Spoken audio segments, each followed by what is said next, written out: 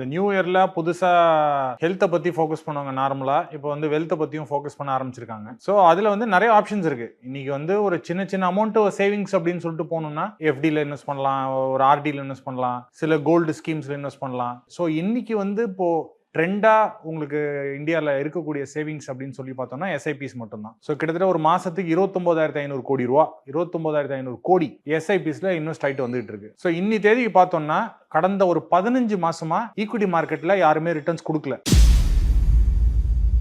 ஒரு 20,000 சம்பளம் வாங்குறாரு அப்படின்னா ஒரு குறைஞ்சபட்சம் ஒரு 4,000 5,000 ரூபாயாவது அவர் வந்து சேவிங்ஸ் பண்ணும். அவங்க என்ன செலவு வேணாலும் பண்ணட்டும். அவங்க நிறைய பேர் இஎம்ஐ ட்ரெண்ட்ல மாட்டிக்கிறாங்க. ஒருத்தர்கிட்ட ஒரு 10,000 ரூபாய் பணம் இருக்கு அப்படின்னு சொன்னா எல்லாத்தையும் கோல்ட்ல போட்டு மாட்டிக்கிறதுக்கு பதிலா ஒரு சில போர்ஷன் கோல்ட்ல அவங்க போட்டுட்டு பாக்கி இருக்கிறத எஸ்ஐபிஸ் மூலமா அவங்க இன்வெஸ்ட் பண்ணாங்கன்னா it will be good for. இப்போ நம்ம அம்மாலாம் என்ன பண்ணுவாங்க பார்த்தீங்கன்னா வீட்டில் வந்து இந்த நகை சீட்டு போடுவாங்க, இந்த மாதிரி விஷயங்கள்லாம் பண்ணுவாங்க. இதுல எது பெஸ்டா இருக்கும் sir? Anything which is regulated is goodங்க. இப்போ வந்து மியூச்சுவல் ஃபண்ட்லாம் ரெகுலேட்டட். இப்போ கோல்டுல நீங்க ETF எடுத்துட்டீங்கன்னா ரெகுலேட்டட். டிஜிட்டல் கோல்டு ரெகுலேட்டட் கிடையாது. கரெக்டா கவர்மெண்ட் ஆத்தரைஸ்டு விஷயங்கள்ல அவங்க பண்ணிட்டாங்கன்னா அவங்க பணத்தை வந்து லூஸ் பண்ண மாட்டாங்க.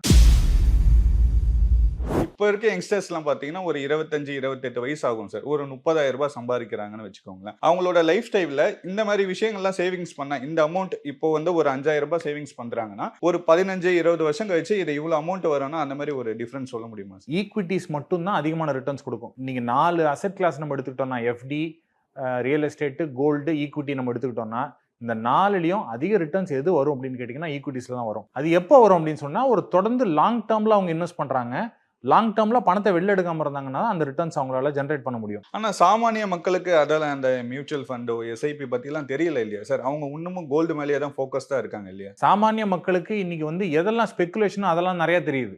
கிரிப்டோல நிறைய இன்வெஸ்ட் பண்ணிருக்காங்க. இந்தியால பாருங்க மியூச்சுவல் ஃபண்ட் இன்வெஸ்டர்ஸை தாண்டி கிரிப்டோ இன்வெஸ்டர்ஸ் இருக்காங்க. இல்ல வேற ஏதாவது ஒரு பெட்டிங் ஆப் வந்துச்சுன்னா அதுல யூசர்ஸ் ஜாஸ்தி இருக்காங்க. இந்த ஜனவரி 1 இந்த விஷயத்தை நீங்க ஸ்டார்ட் பண்ணீங்கன்னா இது உங்க ஃபியூச்சருக்கு நல்லா இருக்கும்னா என்ன மாதிரி விஷயம்? ஸோ ஜனவரி 1 ஃபர்ஸ்ட் இது வரைக்கும் யாரும் சேவிங்ஸ் பண்ணாம இருந்தாங்கன்னா ஒரு 25% முதல்ல உங்க சம்பளத்துல தனியா எடுத்து வச்சிருங்க. 25% ஒதுக்கி வச்சிடணும். பாக்கி இருக்கிற பணத்தை தான் செலவு பண்ணணும். அதாவது செலவு போக பண்றது இன்வெஸ்ட்மெண்ட் கிடையாது. நீங்க இன்வெஸ்ட்மெண்ட்டுக்கு தனியா ஒதுக்கி வச்சிருங்க.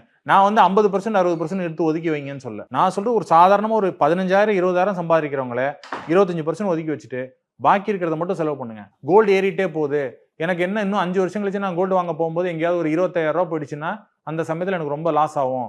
அதனால நான் கோல்டு ஸ்கீம்ல ஸ்டார்ட் பண்ணிக்கிறேன் சார். நான் ஸ்டார்ட் பண்ணுங்க. இப்போ உங்களோட ஃபண்டமெண்டல் பாயிண்ட் என்னன்னா ஃபர்ஸ்ட் இந்த சேவிங்ஸ் ஹேபிட் எல்லாருக்கும் வரணும். 23-24% இருந்த ஹவுஸ் ஹோல்டு சேவிங்ஸ் ரேட் இன்னைக்கு 18-19% வந்திருக்கு. ஏன் அப்படின்னு சொன்னா இந்த இஎம்ஐ கலாச்சாரம் எல்லாமே இஎம்ஐல கிடைச்சிருக்கு. ஸோ அப்படி இருக்கும்போது எல்லாரும் அவங்களுக்கு வர்ற பணம் எல்லாமே இஎம்ஐல போறதுனால சேவிங்ஸ் அதிகமா பண்ண முடியல. இப்போ இந்த வருஷம் 2026ல சேவிங்ஸ் அதிகமா நம்ம பண்ணலாம்னு சொல்லிட்டு ஒவ்வொருத்தரும் ரெசல்யூஷன் எடுத்துக்கணும்.